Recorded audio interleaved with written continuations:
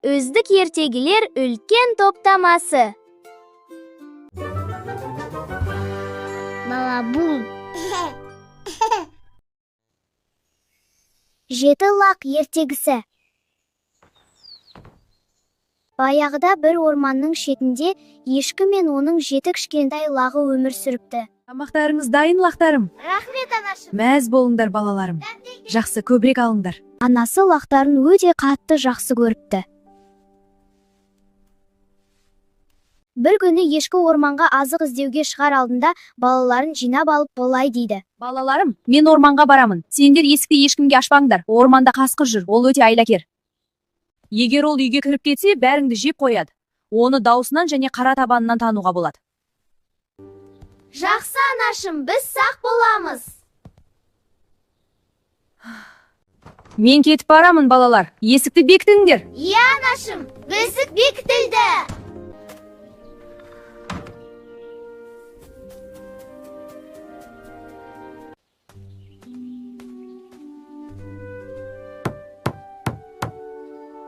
Балаларым, есікті ашыңдар. Аналарың келді. Бәріңе дәмді тамақ әкелдім.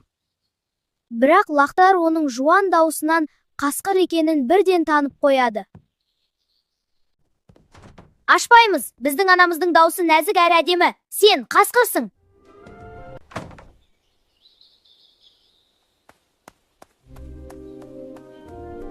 Сәлеметсіз бе, маған бір жұмыртқа керек. Әрине, қанша керек? Бір-ақ жұмыртқа жетеді мына ақша. Міне, алыңыз. Рахмет. Қасқыр даусы жеңішке болу үшін шикі жұмыртқа ішіп алады. Ла-ла-ла. Ла-ла-ла.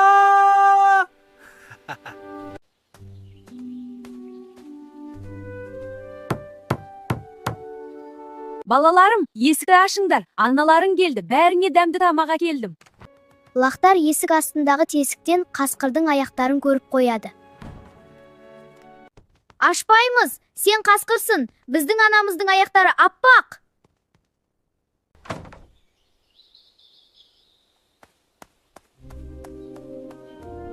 Қасқыр дүкеннен боралып, аяғын аққа бояйды.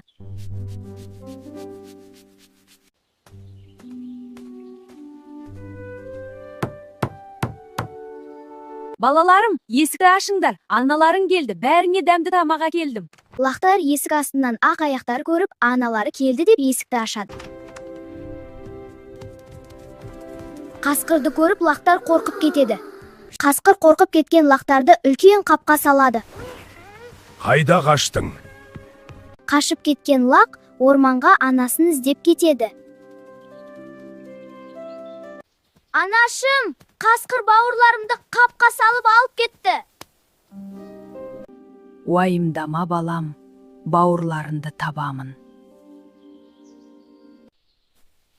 Алло, полиция! Менің лақтарымды қасқыр алып кеткен. Көмектесіңдер!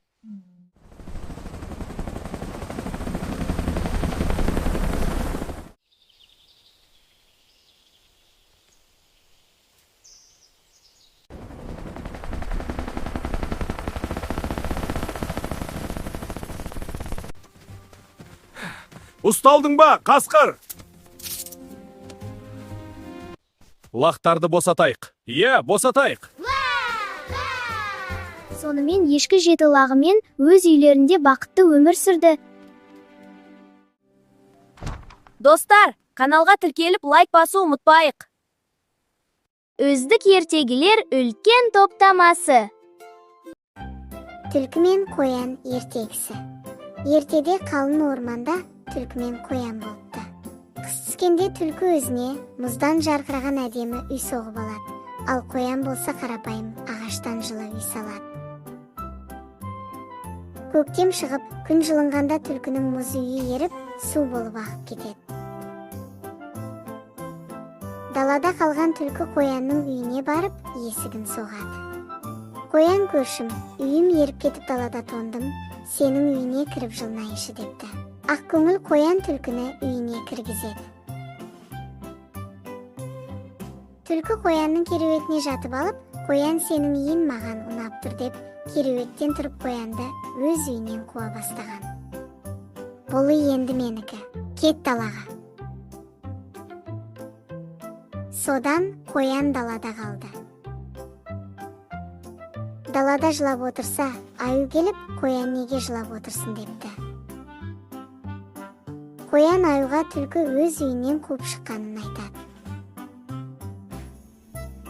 Аю болса, қоянға көмектесем деп, барып үйдің есігін соғады, түлкіні қуып шығарайын деп. Ал түлкі бұл менің үйім, ешкімді кіргізбейін деп айғалап, кіреуеттен секіріп, үйді қозғап қорқытады.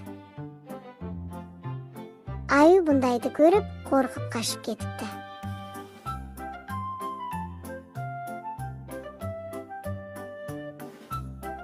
Қоян тағы да жолға жығып жылап жүрсе, оған қасқы кездесіп, қоян сен неге жылап жүрсін десе, қоян қасқыға да болған оқиғасын айтып береді. Қасқыр түлкіні үйден қуып шығарам деп, барып есікті соғады. Оны естіген түлкі қайтадан, үйге ешкімді кіргізбейін деп айғалап, секіріп, үйді қозғап қорқытады. Еш нәрседен қорықпайтын қасқыр, бұндайды көріп қорқып қашады.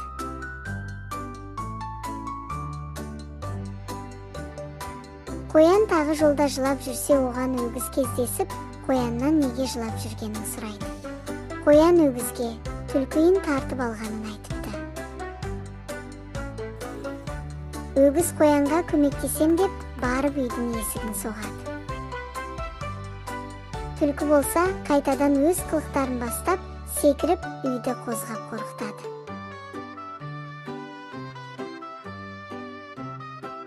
Өгіз бұндайды көріп қашып кетіпті.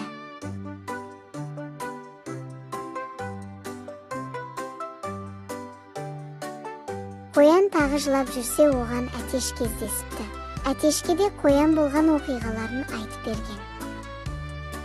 Әтеш қоянға осы жерде тұра тұр деп, барып үйдің есігін қаққан.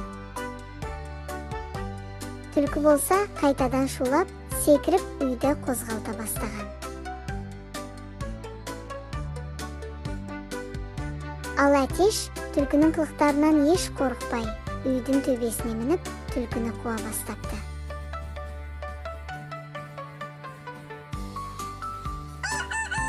Түлкі төбедегі әтештің дүрсілдерін шошып, есіктен шығып қалың орманға қашып кетіпті. Содан бері қоян мен әтеш сол үйде бірге тұратын болған.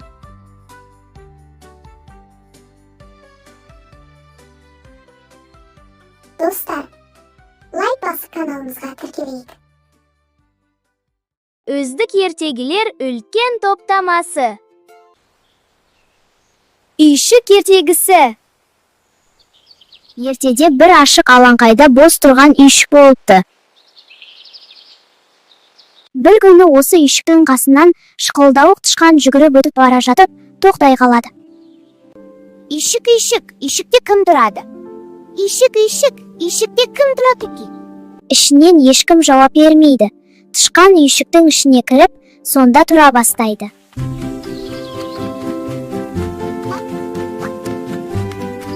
Содан кейін бақылдауық бақа секіріп келіп, есікті қағады. Үйшік, үйшік, үйшікте кім тұрады? Мен шықылдауық тышқанмын, ал сен кімсің? Мен бақылдауық бақамын, мені де ішке жіберші. Кір, бірге тұрайық.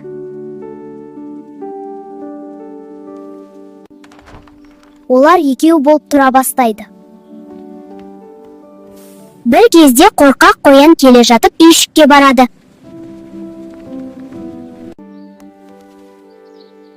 Үйшік, үйшік, үйшікте кім тұрады? Мен шықылдауық тышқанмын, мен бақылдауық бақамын, ал сен кімсің? Мен зымырауық қоянмын.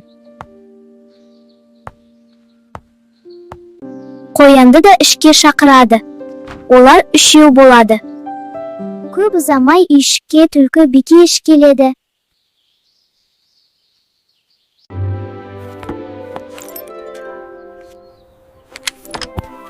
Үйшік, үйшік, үйшікте кім тұрады?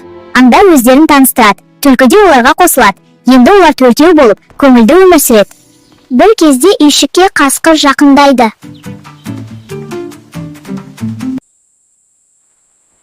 Үйшікте кім тұрады? Оны да ішке қабылдайды. 5 дос бірге тамақ ішіп, ән айтып татулықта тұрады. Ең соңында орманды жаңғыртып, қорбаңдаған маймақ аю келеді. Үйшікте кім бар? Мен де осы үйшікте тұрғым келеді. Біз тышқан, бақа, қоян, түлкі және қасқырмыз. Ал сен кімсің? Мен маймақ аюмын. Мен де сендермен тұрғым келеді. Біздің үйшіктер ғой, сен сыймайсың, дейді аңдар. Ештеңе етпес, мен шатырдағы жатамын.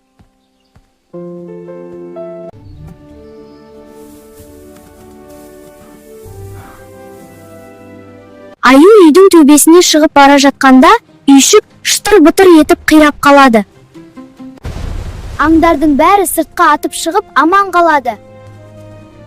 Олар мұңайған жоқ, бәрі жабылып, ағаш тасып бастайды. Аңдар жаңадан үйшік сала бастайды. Сонымен аңдар бәрі сиятын керемет үлкен үйшік соғыпты.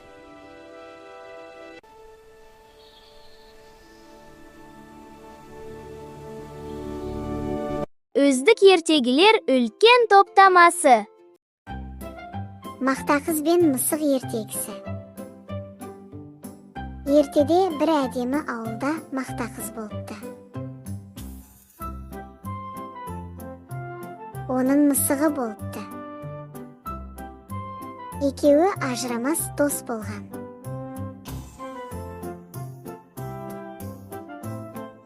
Бір күні мақта қыз үйді сыпырып жүріп құрт тауып алыпты. Құртты мысық досымен бөлісіп жейін деп мысықты шақырған.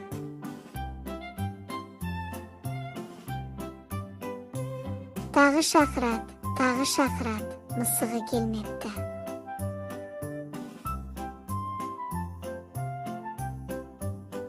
Сонда мақта қыз ашуланып, келмесең ғой, құртты өзім жейін деп жеп қойған екен.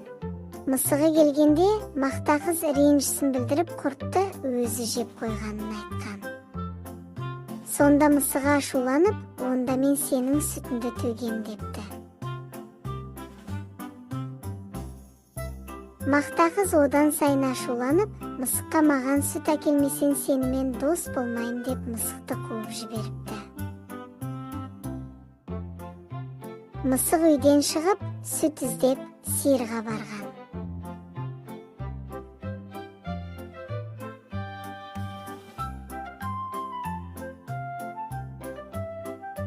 Сиырға барып сүт сұраса, сиыр жапырақ әкелсең саған сүт берем депті.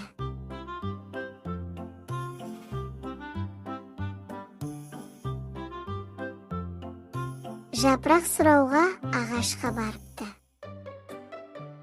Ағаш оған, маған су әкелсең жапақ берем депті.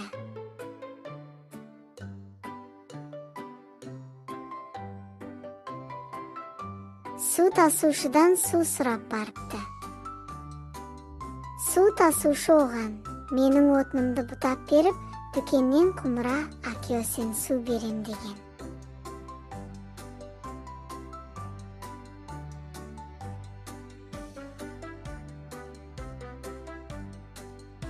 Отынды бұтап болып, дүкенге барып, дүкеншіден құмыра сұрапты. Дүкенші оған, маған жұмыртқа келсең құмыра берем депті.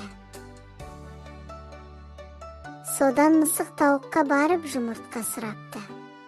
Сонда тауық, маған та әкелсең жұмыртқа берем деген екен.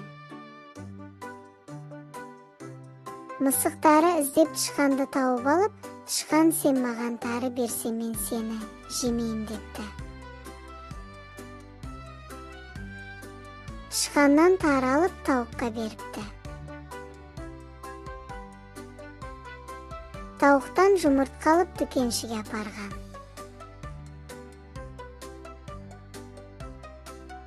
Дүкеншіден құмыра алып су тасушыдан су алған. Суды ағашқа құйып, ағаш оған жапақ беріпті. Жапырақты сиырға беріп, сиырдан сүт алыпты. Содан сүтін қолына ұстап мақта қызға сыққан.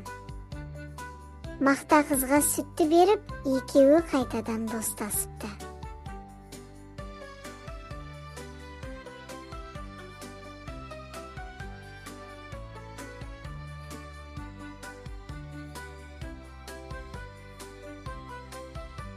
Өздік ертегілер үлкен топтамасы.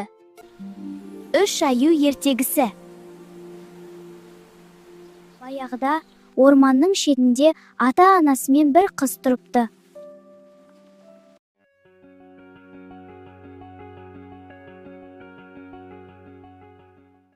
Анашым, ішім пысты, мен жидек теріп келейінші. Әрине қарағым, сақ бол. Рахмет. Қызым, бірақ алысқа алыстама. Жарайды, анашым. Сонымен қыз жидек теруге шығады. Орманда неше түрлі жидектер бар екен? Көп жидекке қызығып, үйінен алыстап кеткенін байқамай қалыпты.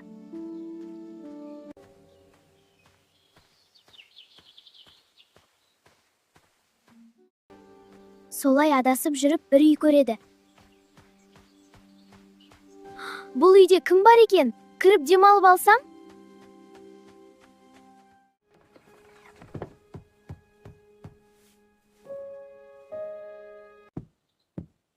Тамақ бар екен, қарным ашты, жеп алайын.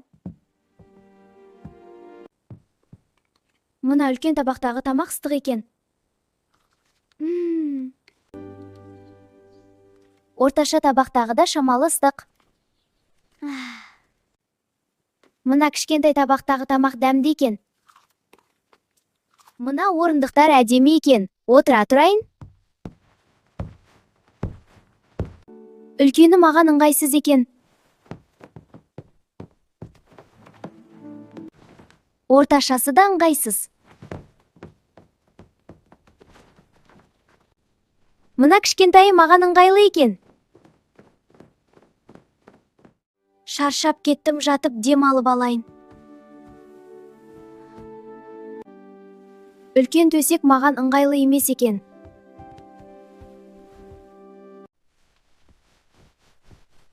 Орташасы да үлкен сияқты ыңғайсыз.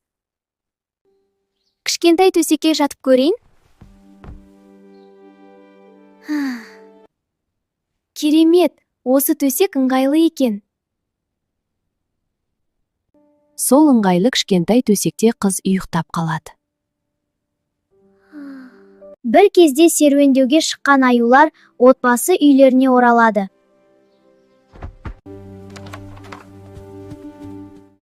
Кім менің табағымнан жеп, тамақты тауыспаған? Менің табағымнан кім тамақ жеген? Кім менің табағымнан жеп тамағымды тауысқан? Менің орындығыма кім отырып орнынан жылжытқан? Ал менің орындығымды кім жылжытқан? Менің де орындығымда біреу отырыпты. Менің үлкен төсегіме кім жатқан? Менің де төсегіме біреу жатыпты.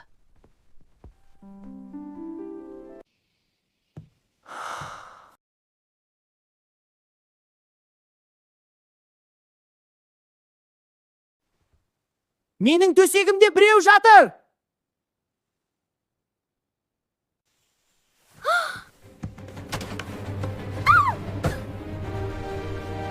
Қатты қорқып кеткен қыз бір жолға түсіп қашады.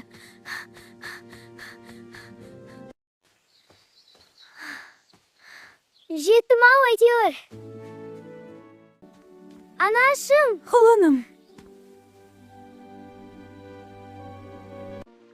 Достар, ата-анамыздың айтқанын тыңдайық. Ойнағанда үйімізден алыстамайық. Лайк басып каналымызға тіркелейік. Өздік ертегілер үлкен топтамасы. Шалқан ертегісі. Баяғыда бір ата мен әже өмір сүріпті.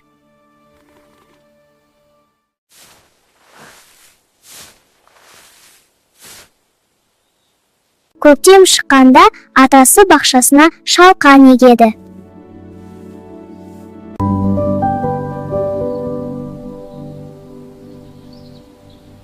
Шалқан күн санап өсіп, биыл ерекше үлкен, дәу болып шығады.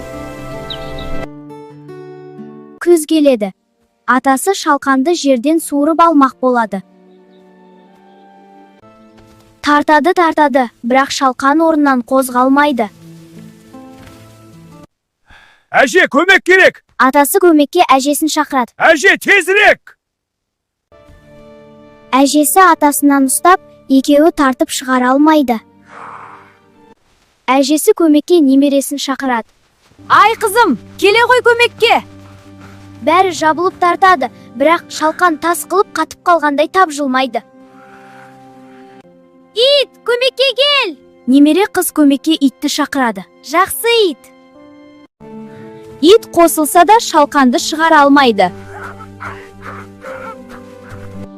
Ит өзінің досы мысықты көмекке шақырады.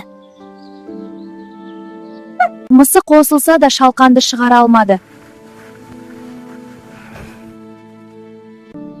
Болмағасын мысық тышқан досын шақырады. Достар, лайк басып каналға тіркелейік, ал біз қазір осы шалқанды шығарамыз.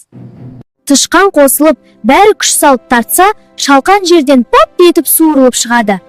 Балалар, жұмыла көтерген жүк жеңіл.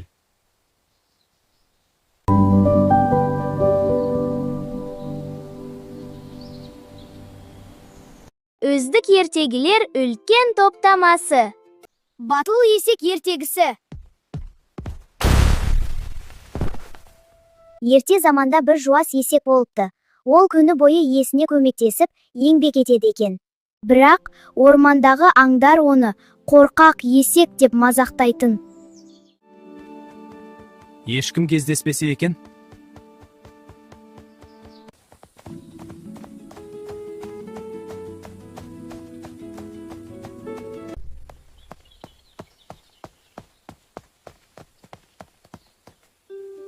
Ой, Қоңырқай, тағы да жүк арқалап жүрсің бе? Сенің батылдығың тек осы отынға жететін шығар, иә?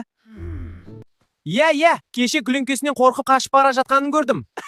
Ой, тоқта, олай емес. Мен қорқақ емеспін. Тек артық айқай шуды ұнатпаймын.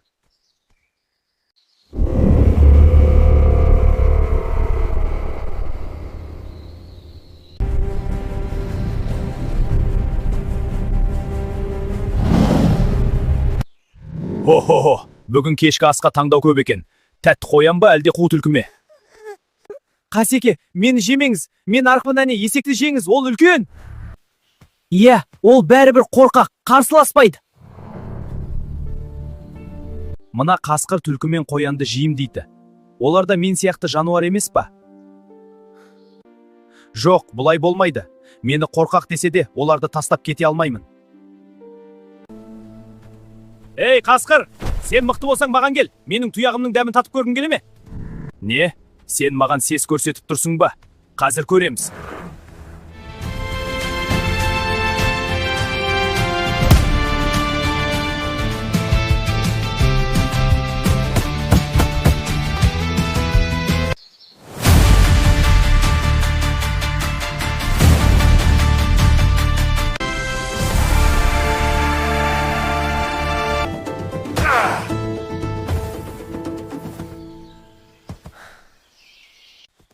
Кешір есек. Енді мен ормандағы еш жануарға тиіспеймін.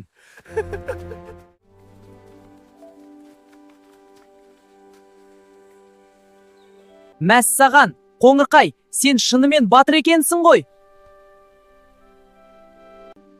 Кешір бізді, досым. Біз сенің күшіңді бағаламаппыз. Нағыз батырлық айқайлау емес, қиын сәтте көмекке келу екен. Батылдық жүректе болады. Енді ешкімді сыртынан мазақтамаңдар. Балалар, лайк басып каналға тіркелу ұмытпаңыздар. Содан бері орманда ешкім есекті қорқақ демепті. Оны ең батыл, ең сенімді дос деп құрметтепті.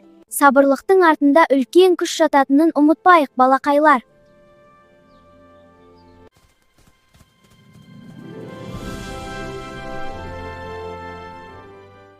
Өздік ертегілер үлкен топтамасы.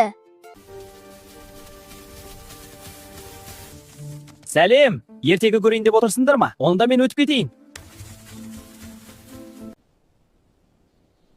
Алдар көсемен бай ертегісі. Мен алдармын, бәрінді мен алдаймын. Мына күннің суығын-ай, тонайын дедім.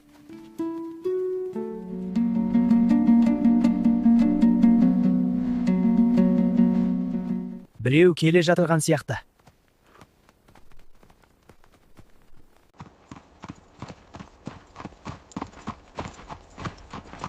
Бүгін күн қандай ыстық? Ыстықтадым мен қатты. Ай, мына күннің ыстығын-ай.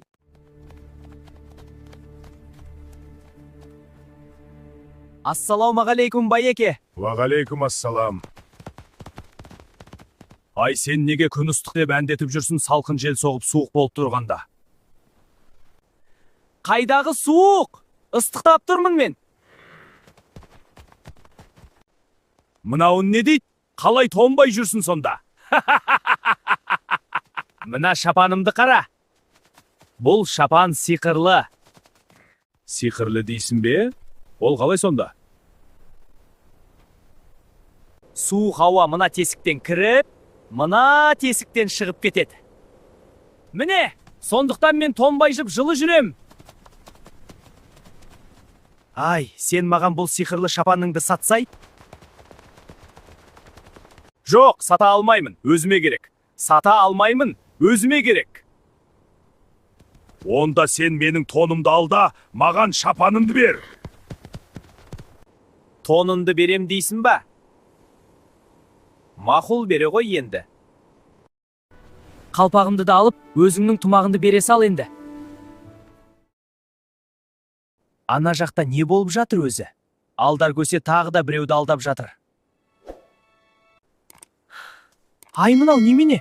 Бұл осы видеоға лайк басып, каналға тіркел деген белгі.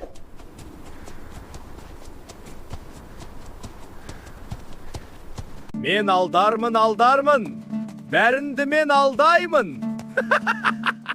Мына шапандымда жылы емес. Алдар көсе мені алдап кетті.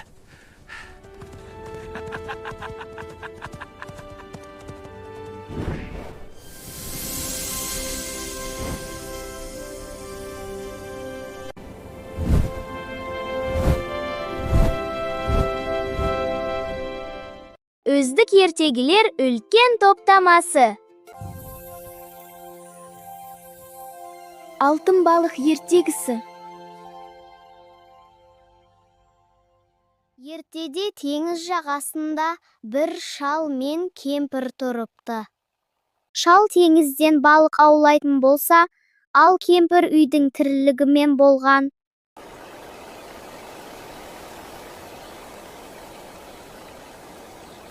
Айшал, теңізге барып балық аулап келмедім ба? Ауларымды жөндеп алайын, сосын барамын.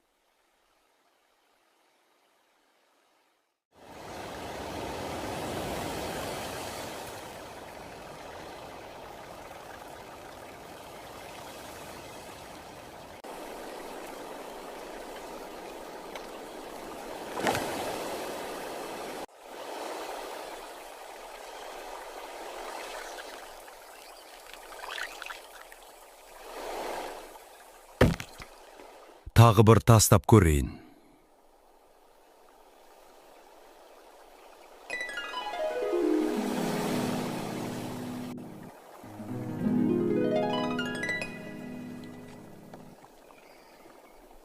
Алтын балық. Шал, сен мені жібер, ал мен сенің тілектеріңді орындаймын. Маған ештеңе керек емес, осы ұстаған 3 балығым да жетеді, бара ғой.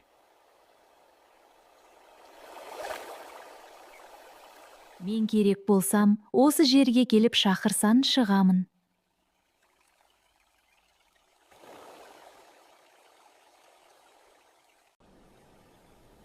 Үш балық ұстадың, кемпір. Сосын ауға алтын балық түсті. Тілектерінді орындайым деді. Ештеңе керек емес деп жібере салдым. Неге керек емес? Барлық кемпірлер телефонмен жүр. Бар, маған айфон сосын әдемі киім сұра.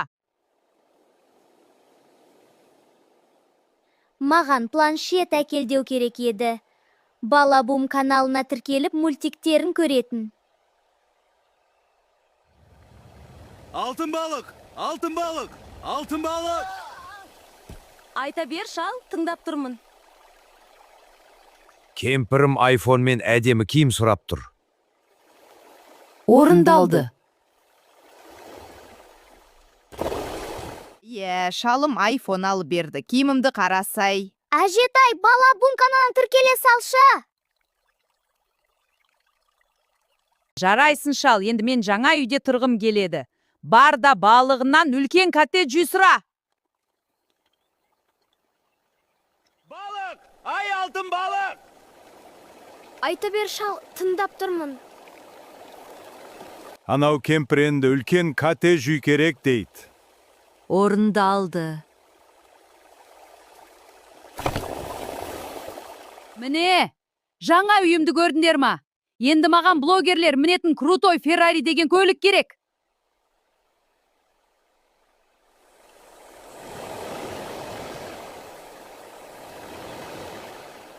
Ана кемпір крутой Феррари керек деп жатыр. Орындалды.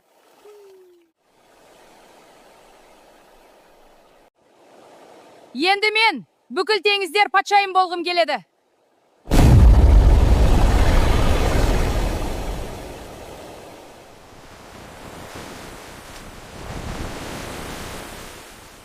Шал, мен бәрін естідім. Үйіне бара бер.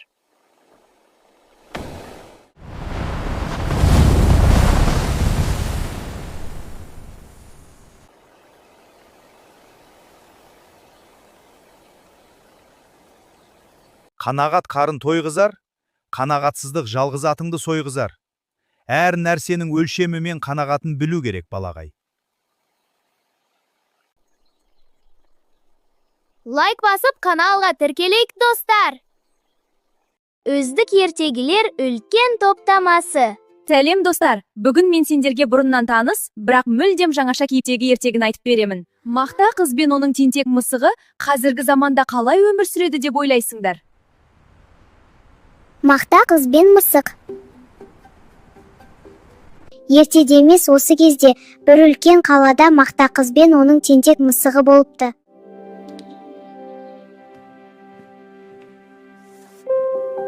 Достар, мен мақта қызбың. Менің тиктокыма қош келдіңдер.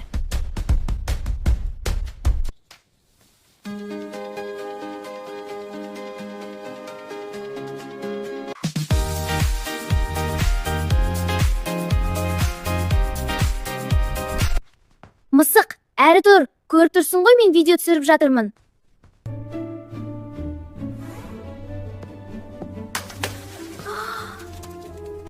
Менің сүтімді неге төктің? Бар, маған магазиннен емес, сиырдың сүтін әкел.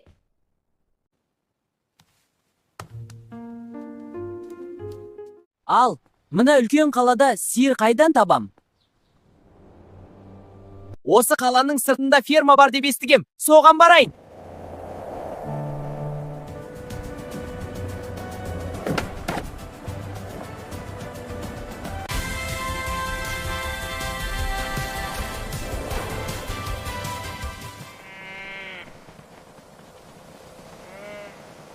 Сәлем, сиыр. Мен саған туу қаладан келіп тұрмын. Сен маған сүт берші. Маған витамин керек. Ана орман шетінде витамині көп тал бар. Соның жапырағын әкелсен, берейін.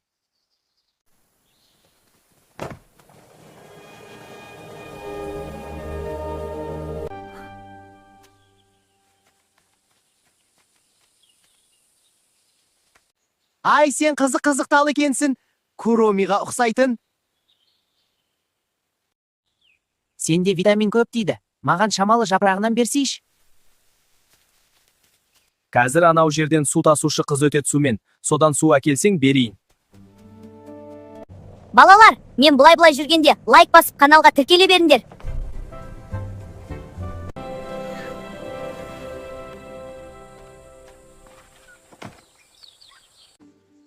Сәлем, сен қайдан жүрген мысықсың? Қаладан келгенсің ба? крутойсың ғой. Қарындас, мен қаланыкімін, сен маған су берсейші. Анау жерде дүкен бар, содан маған Румидің наклейкасы бар сағыз әкеп берсең су берейін.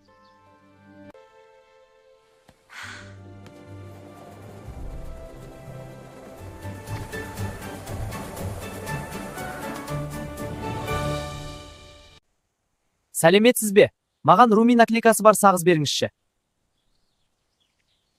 Сен маған жұмыртқа әкелсең, мен саған сағыз берем.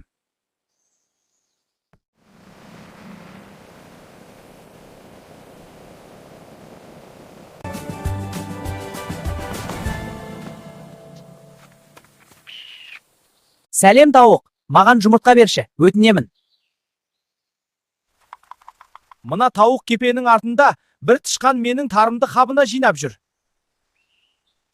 Сол тышқанды ұстап, менің тарымды қайтарсан, саған жұмыртқа берем.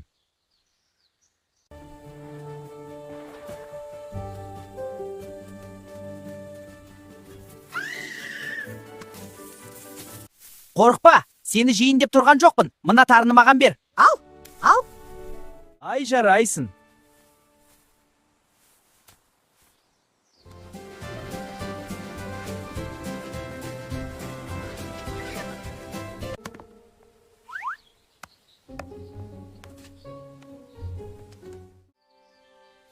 Ал мен саған су дайындап қойдым.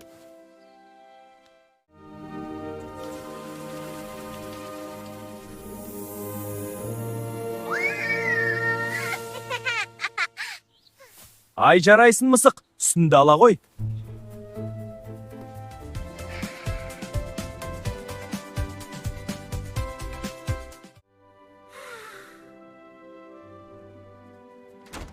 Мақта қыз, мен саған сүт әкелдім. Рахмет, мысық досым. Балалар, ертегіміз ұнаса, лайк басып каналға тіркелейік, және видеомен бөлісіңдер.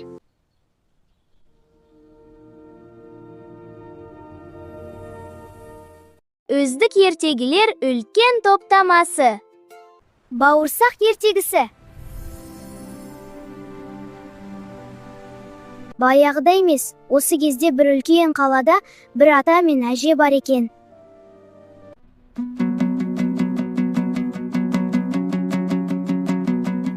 Ай, кемпір, сен маған бауырсақ пісіріп берсейші. Күнде пицца болып кетті.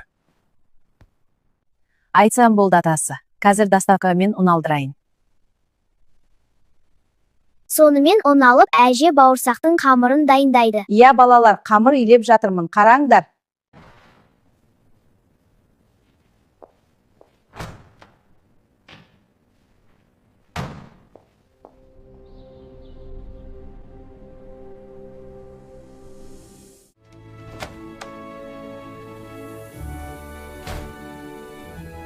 Әже дайын ыстық бауырсақ суысын деп, үстелдің үстіне қойып кетеді.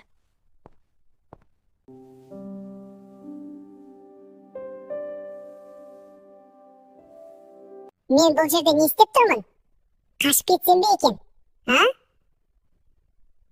Тұрып, бауырсақ үстелден секіріп түсіп басқа бөлмеге барады.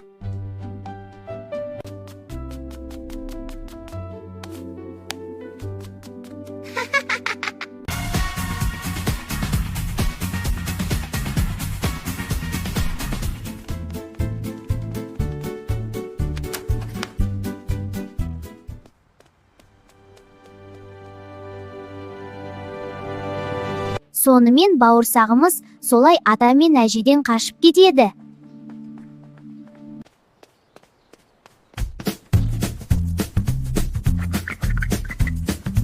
Келе жатса, бауырсаққа қоян кездеседі. Бауырсақ, сені жейін десем, сәбіз гамбургерге тойып келе жатырмын. Сен ән айтып берсей маған? Әрине, қазір ән айтам.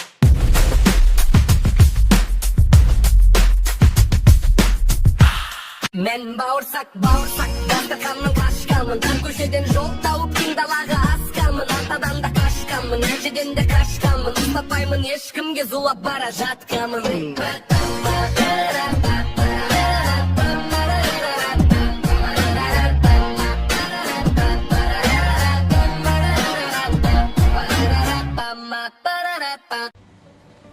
Сөйтіп бауырсақ қояннан қашып кетеді.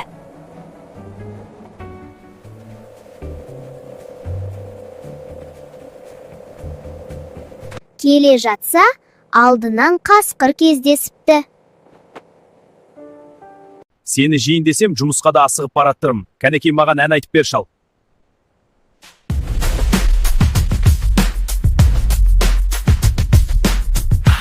Мен бауырсақ, дастарханнан қашқанмын. Тар көшеден жол тауып, кең далаға асқанмын. Артадан да қашқанмын, әжеден де қашқанмын. Ұстатпаймын ешкімге, зулап бара жатқанмын.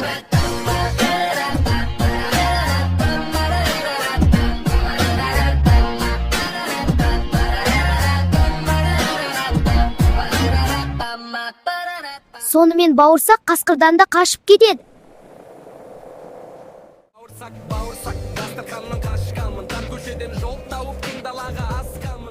Әрі қарай кетіп бара жатса, жолда аю кездесіпті. Тоқта! Сені жейін десем, бізге бауырсақтарды жеуге болмайды. Ән айтып берші, кәнекей.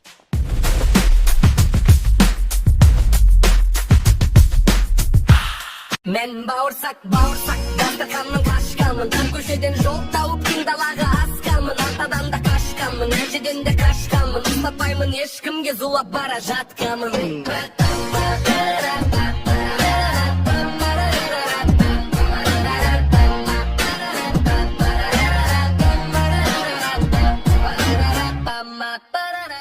Бауырсағымыз аюдан да қашып кетеді. Мен бауырсақ, дастарханнан қашқанмын. Тар көшеден жол тауып, кең далаға асқанмын. Бауырсақ, дастарханнан қашқанмын. Тар көшеден жол тауып, кең далаға асқанмын. Сонымен бауырсақ келе жатса, алдынан түлкі кездеседі. Сәлем, тиктокта хит болып жүрген бауырсақ сен ба? Кәне айтып берші әніңді.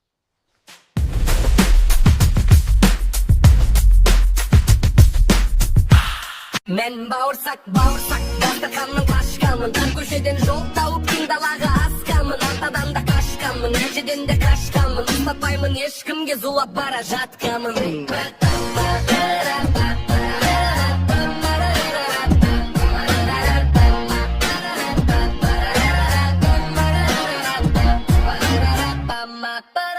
Бауырсақ, мен әншімін. Екеуміз дуэт болып сахнада ән айтсақ қалай қарайсың? Келістік.